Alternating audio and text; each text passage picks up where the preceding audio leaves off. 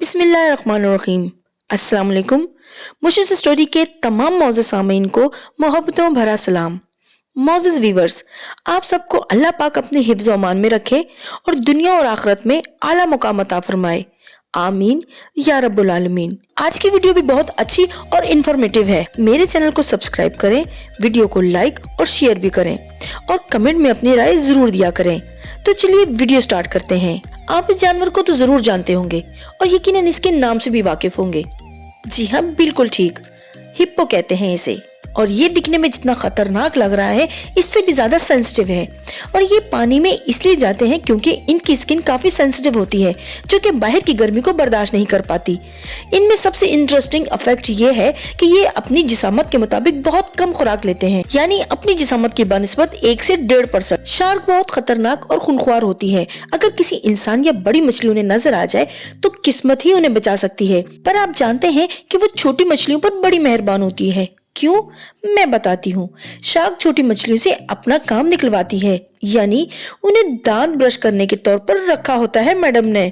देखिए कैसे मुंह खोलकर बैठी है और छोटी मछलियां उन सहबा के दांतों की गंदगी को साफ कर रही हैं, यानी उनके दांतों में फंसे गोश्त के पीसेस निकालकर खुद का पेट भर लेती हैं। है ना बेहतरीन इन्फॉर्मेशन। और सुनिए, अब तो मंकीज को भी डायबिटीज का खतरा होने का डर। जी हाँ, काफी चिड़ियाघरों में बंदरों के लिए केले खाने पर रोकथाम लगा दिया गया है, क्योंकि केले खाने से मंकीज को डायबिटीज लाक हो सकती है और उनके दांतों के लिए बेहद नुकसानदेह है। चलो जी मंकीज, अब आप रहो बिना केले खाए। तितलियां किसे पसंद नहीं होती। बहुत ही खूबसूरत नाजुक रंग बिरंगी तितलियां सभी को खूब भाती हैं। पर क्या आप जानते हैं कि ये खूबसूरत परों वाली तितलियां किस तरह जन्म लेती हैं? चले मैं बताती हूँ। तितलियां अंडों की शक्ल में पेड़ पौधों पर मौजूद रहते हैं। फिर धीरे धीरे इन अंडों का कलर तब्दील हो जाता है और साथ में हल्की फुल्की हलचल भी शुरू हो जाती है। 5 से 6 दिन के बाद अंडा ब्लैक हो जाता है। फिर अंडा तोड़कर एक एक करके कीड़े बाहर आ जाते हैं और उसी अंडे की परत को खाना शुरू कर देते हैं। फिर पौधों के पत्ते खाकर 10 दिनों में 3 सेंटीमीटर होकर साथ ही अपनी स्किन को तब्दील करते हैं, बिल्कुल सांप की तरह। और फिर आहिस्ता आहिस्ता ये दोबारा अंडा नुमा होकर तितली जन्म लेती है।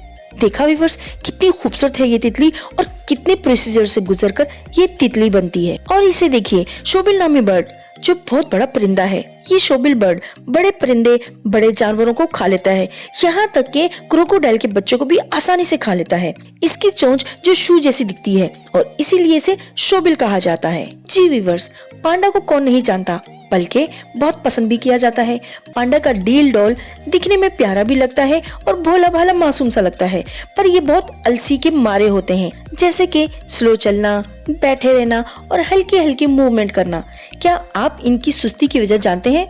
अरे परेशान ना होइए, मैं बताती हूँ ना। इनका इतना सुस्त होना इनकी डाइट है। पांडा ज्यादातर बेम्बो खाते हैं, जिसमें काफी कम न्यूट्रिशन होता है और जिसकी वजह से उन्हें थायराइड हार्मोन काफी प्रोड्यूस होता है। और व्यूअर्स, आज की वीडियो आपको कैसी लगी कमेंट में जरूर बताइएगा और मेरी नई वीडियो आने तक के लिए अपना बहुत ज्यादा ख्याल रखिएगा।